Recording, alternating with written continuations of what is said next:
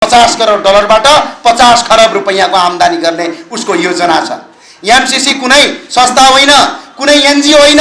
र अर्को कुरा म के भन्छु भने एमसीसी संसदबाट किन पारित गरिँदैछ? कुन पत्रकार सम्मेलन, कुन मिडिया कहाँ बहस गर्नुपर्ने हामी तपाईलाई बहस गर्न तयार छौं। यी बुदा यदि गलत होइनन् भने यस्ता राष्ट्रघाती बुदा लागू गरेर नेपाललाई बन्धक बनाउने।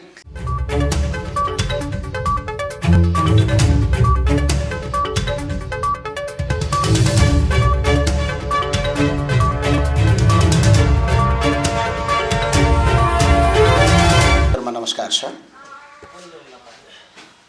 पहिलो कुरा त मुलुकमा अहिले एमसीसी सम्झौता जो अहिले पछिल्लो पटक देशका प्रधानमन्त्री केपी शर्मा ओलीज्यूले पारित गर्नका लागि जसरी सर्वदलीय बैठक बालुवाटारमा राख्नुभयो, यसको हामी घोर भर्त्सना गर्दछौँ र साथसाथै लेखा समितिबाट भ्रष्टाचारको आरोप लागिसकेका गोकुल प्रसाद बास्कोटालाई तत्काल लेखा समितिबाट हटाउन हामी अनुरोध गर्दछौँ। कारण किनकि उनी भ्रष्टाचारमा पहिला पनि मुछिसक्नु भएको छ, उहाँमाथि आरोप छ। आरोप लागेको मान्छे लेखा समितिको सदस्य रहन सक्दैन। नेपालमा त्यो किसिमको कानुनी प्रावधान पनि छैन। र पहिलो कुरा चाहिँ एमसीसी भने के हो त? सम्पूर्ण नेपालका नागरिकहरूले बुझ्नुपर्ने कुरा छ। यहाँ एमसीसी सम्झौताको पहिलो कुरामा लेखिएको छ, 77 पृष्ठको लामो सम्झौता छ। त्यो सम्झौताको पहिलो पृष्ठमा लेखेको छ कि एमसीसी को हैसियत के हो त? यहाँ के भन्छ भने एमसीसी प्रस्तुत सम्झौताको कार्यान्वयनका लागि संयुक्त राज्य अमेरिकाको तर्फबाट कार्यरत संयुक्त राज्य अमेरिकाको सरकारी निगम हो। यो कुनै एनजीओ आईएनजीओ होइन, अमेरिकाको सरकारी संस्थान हो। यानी कि अमेरिकन सरकार हो भन्न बुझियो। अमेरिकाको सरकारी निगम हो। प्रस्तुत सम्झौता अन्तर्गत कुनै पनि क्रियाकलाप वा आक्रमणबाट उत्पन्न हुने कुनै पनि हानि वा दाबीप्रति एमसीसी तथा संयुक्त राज्य अमेरिकाको दायित्व वहन गर्दैन भन्छ। यसबाट हानि नोक्सानी भयो भने अमेरिका यसको दायित्व वहन गर्दैन भन्छ। अब भन्दाखेरि चाहिँ अमेरिकाको निगम हो रे, फेरि उनीहरूबाट भएका जति पनि हानि नोक्सानी अमेरिकाले वहन गर्दैन भन्छ। सरकारले एमसीसी वा संयुक्त राज्य सरकार वा एमसीसी वा संयुक्त राज्य सरकारका कुनै वर्तमान वा निवर्तमान अधिकारी वा कर्मचारी विरुद्ध प्रस्तुत सम्झौता अन्तर्गतका क्रियाकलाप वा आक्रमणबाट उत्पन्न हुन सक्ने कुनै पनि हानि नोक्सानी, चोटपटक वा मृत्यु सम्बन्धी कुनै वा सम्पूर्ण दाबीहरू परित्याग गरेको छ भने यसको मतलब के भयो भने कोही अमेरिकनले नेपालमा आएर मान्छे मार्यो, एमसीसीसँग जोडिएको कुनै पनि कर्मचारीले या भूतपूर्व कर्मचारीले यदि कुनै मान्छे मारेर त्यसबाट दुर्घटना भयो भने पछाडि सरकारले त्यस्ता मान्छेलाई कारबाही गर्न सक्ने छैन। ती चाहिँ समाजमा खुला साँडको जसरी घुम्नेछन् भन्ने कुरा यसले बतायो। फेरि अर्को कुरा के भन्छ भने प्रस्तुत सम्झौता अन्तर्गतका क्रियाकलाप वा आक्रमणबाट उत्पन्न हुन सक्ने कुनै हानि वा दाबीका सम्बन्धमा एमसीसी वा संयुक्त राज्य सरकार भने अमेरिका, संयुक्त राज्य सरकारका कुनै वर्तमान वा भूतपूर्व अधिकारी वा कर्मचारीहरू नेपालको कुनै पनि अदालत तथा न्यायाधिकरणको क्षेत्राधिकारबाट उन्मुक्त रहनेछन् भनी सरकार सहमत भएको छ भन्छ। यो सहमति गर्ने मान्छे नेपाली नै हुन सक्दैन। यदि नेपाली हो भने यस्तो किसिमको सम्झौता हुँदैन। उनीहरूले नेपालमा आएर हत्या गरे पनि, हिंसा गरे पनि, बलात्कार गरे पनि उनीहरू नेपालको कानुनी क्षेत्राधिकार भन्दा बाहिर रहनेछन् भनेर यो दफा 6 को 8 मा एमसीसी को हैसियत 77 पृष्ठमा लेखिएको छ। यो के हो? यस्तो किसिमको सम्झौता गरिराखेका छन्। अर्को सम्झौता के छन् भने पहिला यहाँ सुन्नुहोस्, एमसीसी को सम्झौताका बुदाहरू के छ? धारा 3 को दफा 3 को 2 को 6 मा सम्पूर्ण बौद्धिक सम्पत्ति अमेरिकाको पूर्ण अधिकार हुनेछ। पहिलो कमजोरी। दोस्रो कमजोरी, धारा 3 को 8 को क को परियोजनाको लेखा परीक्षण अमेरिकन कम्पनीले मात्र गर्न सक्ने छ।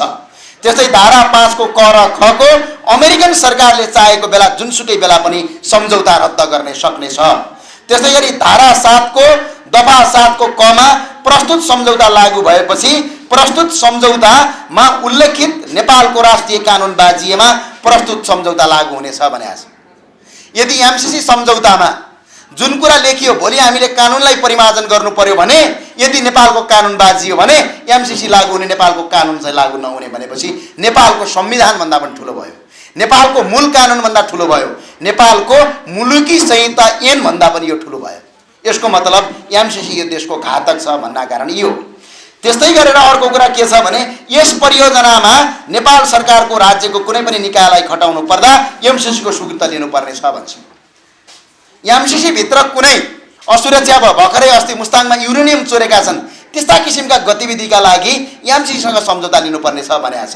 त्यस्तै अनुसूची 5 को क मा नेपाल सरकारले एमसीसीलाई चित्त बुझ्ने योजना तयार पारी पठाउनु पर्ने छ, उसलाई चित्त बुझ्न पर्यो र त्यस्तो योजना इन्डियाको सरकारको समर्थन गरेको हुनुपर्छ। देश हाम्रो, मुलुक हाम्रो, अनि सम्झौता चाहिँ इन्डियाको मान्नुपर्ने। सार्वभौम सत्ता भने देश यही हो। यो भए हुँदाखेरि एमसीसी यो राष्ट्रघातक छ र यो एमसीसी पहिला कुरा यो देशको हित विपरीत छ। यो एमसीसी लागू गर्नुको मुख्य उद्देश्य भनेको इन्डो पेसिफिक रणनीति नेपालमा लागू गर्नु हो।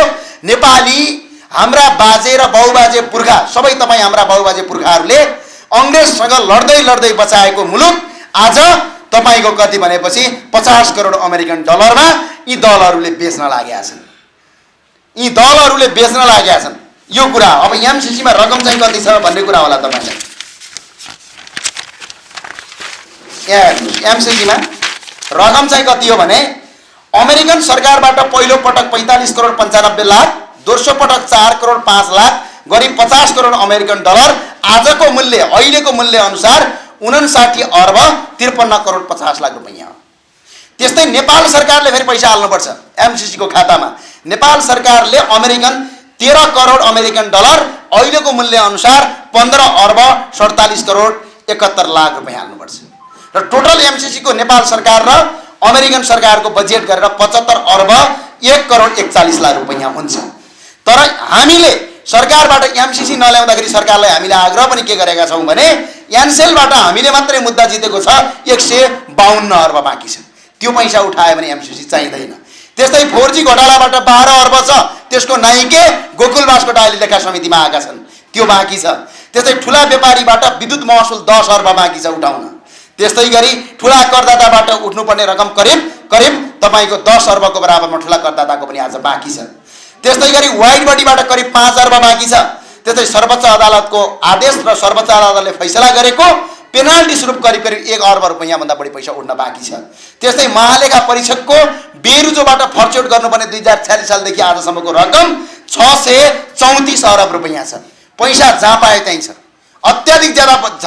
यो केका लागि पारित गर्न खोज्दैछन्, यो देश किन बन्धक बनाउन खोज्दैछन् भने यी नेताहरूलाई चुनावी खर्च आउँछ। हामी आग्रह के गर्छौँ भने यो रकम उठाएर एमसीसीको पैसा गर्नुहोस्। नेताहरूले चुनावी खर्चका लागि एमसीसी लागू गर्न सक्दैनन्। यदि भनिरहँदाखेरि मेरो आग्रह चाहिँ के छ भने एमसीसीका प्रत्येक बुँदा र प्रत्येक दफाहरू यहाँ सुरक्षित छन्। नेपालको कुनै पनि राजनीतिक दलको नेता, चाहे त्यो नेपाली काङ्ग्रेसका सभापति हुन्, चाहे ती प्रधानमन्त्री केपी ओली हुन् वा उहाँका आसपासे हुन्, सबैलाई हामी खुला चुनौती दिन्छौँ कि नेपालको कुन टेलिभिजन, कुन पत्रकार सम्मेलन, कुन मिडिया कहाँ बहस गर्नुपर्ने हामी तपाईँलाई बहस गर्न तयार छौँ। यी बुँदा यदि गलत होइनन् भने यस्ता राष्ट्रघाती बुँदा लागू गरेर नेपाललाई बन्धक बनाउने, नेपाललाई दास बनाउने, हामी तपाईँ हाम्रा पुर्खाले आर्जेको मुलुक जम्मा 59 अर्बमा बेचिदिने। यो कुरा सम्पूर्ण नेपालका 3 करोड नेपाली नागरिकलाई मेरो आग्रह के छ भने यो मुलुक बच्यो भने हामी बच्छौँ। शिक्षकहरू, पत्रकारहरू, बुद्धिजीवीहरू, सञ्चारकर्मीहरू लगायत उद्योग व्यवसायीहरू, त्यस्तै स्वास्थ्य कर्मीहरू, इन्जिनियरहरू, डाक्टरहरू लगायत आर्मीहरू, प्रहरीहरू, अन्य कुनै स्वतन्त्र युवाहरू, सम्पूर्ण उद्योग व्यवसायीहरू सबै र नेपालका सेलिब्रिटीहरू, फिल्मकर्मीहरू सबैलाई मेरो आग्रह के छ भने तपाईँहरू सबैलाई मेरो आग्रह के छ भने एकजुट बन्नुहोस्। एमसीसी भन्ने चिज यदि नेपालमा लागू भयो भने नेपाल भन्ने देश बच्दैन। नेपाल भन्ने देश बचेन भने तपाईँ कहाँको सेलिब्रिटी हुनुहुन्छ? नेपाल भन्ने देश बचेन भने तपाईँ कहाँको डाक्टर हुनुहुन्छ? त्यो भएको हुँदा देश बच्ने यो अभियानमा र यो आन्दोलनमा सहभागी हुन म अनुरोध गर्छु। सरकारलाई प्रेसर पारौँ, विपक्षी दल र सांसदहरूको घर घरमा जाउँ, प्रत्येक निर्वाचन क्षेत्रका सङ्घीय सांसदको घरमा एकपटक पुगेर एमसीसीको बारेमा सोधौँ। तपाईँ पत्रकार साथीहरूलाई पनि आग्रह छ, दलका नेताहरूलाई इन्टरभ्यू लिएर सुरु गर्नुहोस्। एमसीसी के कारणले गर्दा तपाईँले ठिक मान्नुभयो? आज कोही दल र कोही दलका ठुला पार्टीका नेताहरूले, तिनका सभापतिहरू, तिनका पार्टीका अध्यक्षहरूले घुस लिएर एमसीसी राष्ट्रघाती पारित गर्दैमा तलका सांसदहरूले ओके भन्ने, यो परम्परा लोकतान्त्रिक हुनै सक्दैन। र अर्को कुरा के छ भने मेरो आग्रह के छ भने दलका नेताहरूलाई, विभिन्न एमसीसीका विरुद्धमा उठेका दलहरूलाई अब एकजुट हुने बेला आएको छ। एकजुट बन्नुहोस् र अर्का दलका नेताहरूलाई पनि आग्रह के छ भने यो मुलुक बच्यो भने पो तपाईँको पार्टी बच्छ। यदि यो मुलुक बचेन भने तपाईँको पार्टी बच्दैन। यी कुराहरू सबै गरिरहँदाखेरि एमसीसीको कुरामा धेरैले भन्ने गरे एमसीसी के भनेपछि कहाँ अन्य देश जस्तो हो र? एमसीसी त विश्वभरि लागू छ भनेर केही बुद्धिजीवी भन्नुहुँदा तर डलरवादीहरूले एउटा कुरा चाहिँ गरेका छन्। एमसीसी भनेको सम्झौता भएका देश जम्मा 49 वटा छन्। त्यसमा 49 वटा देशमध्ये सम्झौता कार्यान्वयन रहेका देशहरूको सङ्ख्या जम्मा 8 वटा छ। त्यसमध्ये सम्झौता कार्यान्वयन पूर्ण बन्द गरिएका देशको सङ्ख्या 24 वटा छ। त्यस्तै सम्झौता भए पनि व्यवहारमा कुरा नमिलेर रोकिएका देशको सङ्ख्या 8 वटा छ। त्यस्तै एउटा सम्झौता रद्द गरेर अर्को सम्झौता भएको देशको सङ्ख्या 2 वटा छ। बाँकी देशहरूमा परिमार्जन गरिएका वा परियोजना बदलेर अर्को सम्झौता भएको नयाँ हस्ताक्षर भएर बसेको देश एउटा मात्र नेपाल हो। अर्मानिया र त्यस्तै गरी जिम्बिया लगायतका करिब 49 वटा देशहरू तपाईँको एमसीसी सम्झौताबाट अहिले बाइकट गरेका छन्। 39 वटा देश चाहिँ एमसीसी सम्झौताबाट बाइकट भइसकेको छन्। यो एमसीसी इन्डो पेसिफिक रणनीति हो। चाइना र भारत बीचको सम्बन्ध नेपालमा खेलेर भूमिका गरेर नेपाललाई जहिले पनि जातीय हिंसामा फैसला गर्ने, जहिले पनि द्वन्द्वमा फैसला गराउने, जहिले पनि नेपालीहरूलाई युद्ध गरून् भनेर एउटा लाद दिएको एउटा नीति हो। एउटा कुरो तपाईँलाई भन्छु म, नेपालको कानुनै लागू नहुने भनेको छ। नेपालको कानुनी क्षेत्राधिकारबाट बाहिर रहने भनेको छ। नेपालको टेरिटोरीभित्र, नेपालको क्षेत्रफलभित्र कुनै पनि नागरिक बस्यो या कुनै पनि नागरिक बस्यो भने त्यसलाई नेपालको कानुन लाग्छ, नेपालको संविधानले त्यो भन्छ। तर नेपालभित्र बस्ने, नेपालको कानुन लागू नहुने यस्तो किसिमको पनि काम हुन्छ, यो गलत कुरा हो। अर्को कुनै पनि एमसीसीसँग आबद्ध भएका कुनै पनि कर्मचारी या त्यसका भूतपूर्व कर्मचारीहरूले कुनै पनि गलत काम गरे भने नेपालको कानुनी क्षेत्राधिकार नरहने भनिरहन्छ। अर्को कुरा लेखा परीक्षण तपाईँको अमेरिकन कम्पनीले गर्ने भन्छ। हामीले लेखा परीक्षण गर्दाखेरि जम्मा 2 वटा तरिका हुन्छ। एउटा हामीले अन्तर्राष्ट्रिय लेखा परीक्षण जुन कानुन छ त्यो अनुसार हामीले गर्छौँ। एउटा अर्को नेपालको लेखा परीक्षण एक्ट हुन्छ, अर्थात् नेपालको एकाउन्टिङ स्ट्यान्डर्ड हुन्छ, त्यो अनुसार हामीले गर्ने हो। र त्योभन्दा अन्त काहीँ पनि हुँदैन। यहाँ त लेखा परीक्षण पनि अमेरिकाको गर्ने, 13 अर्ब रुपियाँ नेपालको लगेर राख्ने, अझ त्यो 13 अर्बभित्र पनि लेखा परीक्षण अमेरिकनले गरेर 13 अर्ब पनि पचाउने खेल। यस्तो किसिमको गलत किसिमको कार्यले भोलि तपाईँ हाम्रा बालबच्चा र भविष्यहरू सुरक्षित हुँदैन।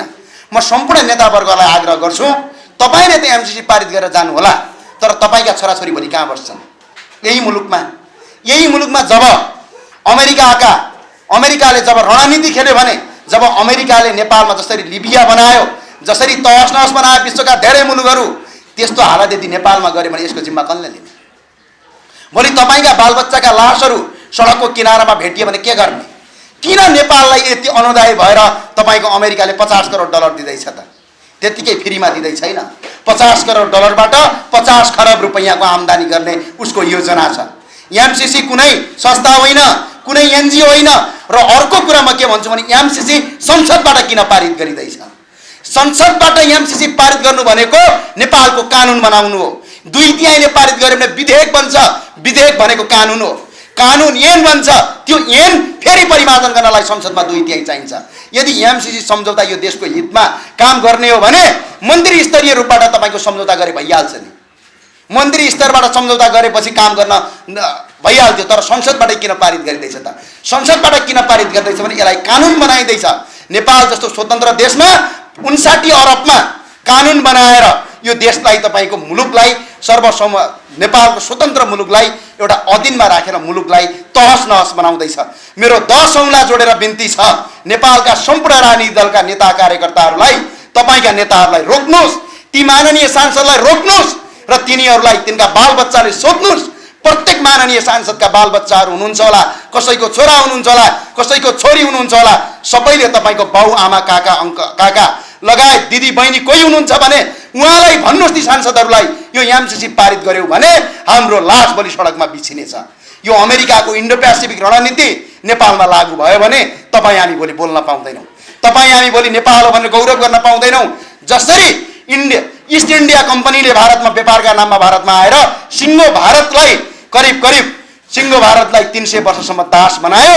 त्यो किसिमको प्रवृत्ति एमसीसीले नेपाललाई दास बनाउन खोज्दैछ। यसको कारण भने के हो भने हामी साउथ एसियामा अहिले विश्वको सबैभन्दा उदाउँदो अर्थतन्त्र साउथ एसियामा छ। झन्डै झन्डै भारत अहिले विश्वको उदाउँदो अर्थतन्त्रमा छ। चाइना अहिले विश्वको दोस्रो नम्बर, अहिले त व्यवसायी, अहिले त धनीहरूको लिस्टमा हेर्ने भने चाइना त पहिलो नम्बरमा छ। उदाएको अर्थतन्त्र छ। विश्वको 7 अर्ब जनसङ्ख्या मध्ये करिब 4 अर्ब जनसङ्ख्या हाम्रो यो साउथ एसियामा बस्छ। र यो साउथ एसियामा बसेको 4 अर्ब जनसङ्ख्या विश्वको सबभन्दा ठुलो मार्केट। र अहिलेसम्म हामीले युरेनियम, फलाम, सुन, चाँदी, पानी, वन पैदावार, जडीबुटी लगायतका कति धेरै खानीहरू अहिले पनि हामीले उत्खनन गरेका छैनौँ। यो पूर्वीय सभ्यताको देश हो, यो आयुर्वेदिकको देश हो, यो देउताहरूको भूमि हो। यहाँ धेरै तपाईँको सुनहरू, धेरै किसिमका खानीहरू, धेरै किसिमको सम्पत्तिहरू छ।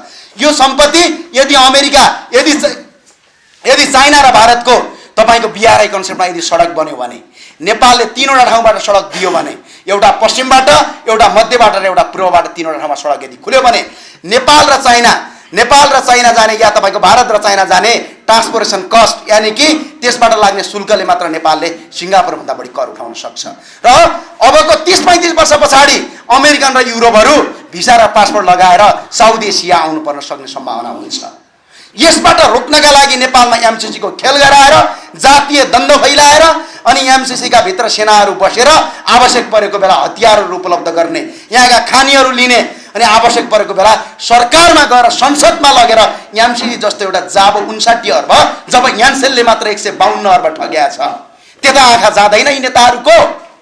अनि 59 अर्बमा देशको पुरा कानुनै परिवर्तन गरेर मुलुकका हजारौं स्वतन्त्र नागरिकलाई दासको शिकार बनाउने। हाम्रा पुर्खाले आर्जेको मुलुक हो। तपाईँ हाम्रा सबैका पुर्खाहरूले लड्दै आर्जेको मुलुक छ। 70 वर्षका वयोवृद्ध भक्ति थापाले विरगति प्राप्त गरेर आर्जेको देश हो। आज शेरबहादुर देउवा र केपी ओलीले बेच्न पाउने देश होइन यो देशमा हजारौं, लाखौं, सयौं वर्षको इतिहास छ। त्यो इतिहासलाई मेटाउन एउटा एमसीसीले सक्दैन। त्यो भएको हुँदाखेरि हाम्रा पुर्खाहरूले बलिदान दिएको, अङ्ग्रेजसँग लडेको, तिब्बतसँग लडेको र अरू विभिन्न विदेशी शासकसँग लडेर आजसम्म बचाएको मुलुकलाई 59 अर्बमा अहिलेका दलका नेताहरूले दास र गुलाम बनाउँदैछन्। यसका विरुद्धमा तपाईँ जति पनि शिक्षकहरू हुनुहुन्छ, विद्यार्थी हुनुहुन्छ, सञ्चारकर्मी हुनुहुन्छ, पत्रकारहरू हुनुहुन्छ र डाक्टर, चिकित्सक, नर्सहरू लगायत विभिन्न पेसामा आबद्ध भएका जति पनि व्यवसायीहरू हुनुहुन्छ, जति पनि सेलिब्रिटी हुनुहुन्छ, तपाईँहरू एकजुट बन्नुहोस्। यदि तपाईँले एमसीसीको बुदाहरू राम्रोसँग पढ्नु भएको छैन भने एमसीसीका बुदाहरू एमसीसीले प्रष्टै रूपमा नेपाली र अङ्ग्रेजी दुईटै भाषामा राखेको छ, एकपटक अध्ययन गरिदिनुहोस्, त्यो पढिदिनुहोस्। ती पढिसके पछाडि ती बुदा प्रत्येक केलाउनुहोस्। ती बुदा यो राष्ट्रको हितमा छन् भने तपाईँ हामी सबै मिलेर एमसीसी पारित गर्न लगाउँ। तर राष्ट्रको हितमा छैनन् भने तपाईँहरू उठ्ने बेला आएको छ। सेलिब्रिटी महोदयलाई मेरो आग्रह छ, यो मुलुक बच्यो भने मात्र तपाईँको सेलिब्रिटी बच्छ। यी पार्टीका नेताहरूलाई र विभिन्न पार्टीका दलका कार्यकर्तालाई मेरो आग्रह छ, यो नेपाल भन्ने देश बच्यो भने मात्रै तपाईँको पार्टी हुन्छ। नेपालभन्दा ठुलो तपाईँको पार्टी हुँदैन। त्यो भएर दलका नेता, विभिन्न पेसाकर्मी सबैले एकजुट बनेर एमसीसीको विरुद्धमा एकजुट बनाऊ र थप किसिमका आन्दोलन सडकबाटै चर्काऊ। र यी प्रत्येक माननीय सांसदलाई तपाईँ देशैभरि छरिएर बसेका जति पनि राष्ट्रप्रेमीहरूले तपाईँको निर्वाचन क्षेत्रको सांसदलाई एकपटक घरमा गएर सोध्नुहोस्, यो एमसीसी रोक्नुहोस् भनेर। हस्, धन्यवाद। जय नेपाल। राजनीतिक दलका नेताहरूले भनेका छन् केन्द्र शाहीले एमसीसीको विषयमा दुष्प्रचार गर्यो, हुँदै नभएको कुरा चाहिँ हुन्छ है त्योबाट भनेर समाजमा आतंक सृजना गर्ने काम गर्यो भन्ने आरोप लगाएको छ। के भन्नुहुन्छ? मेरो चाहिँ आग्रह के छ भने एमसीसीको यो 77 पृष्ठको लामो सम्झौता छ, एमओयू छ। त्यसै गरी यो सम्झौताका प्रत्येक दफाहरू यसमा सुरक्षित छन्। अहिले पनि एमसीसीको वेबसाइटमा राखिएको छ। ल ठिकै छ, इङ्ग्लिस त पढ्न नजानौँला रे, नेपाली त पढ्न आउँछ त हो।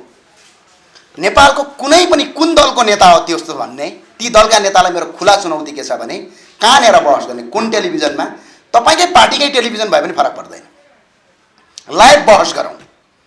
र यदि यी बुदा तपाईँले बुझेर पनि नबुझ गर्नु भएको छ भने जनताले माफ गर्दैन। यदि बुझेर त्यस्तो काम गर्नुभएको छ, बुझ्नु भएको छैन भने हामी तपाईँलाई बुझाउन सक्ने क्षमता राख्छौँ।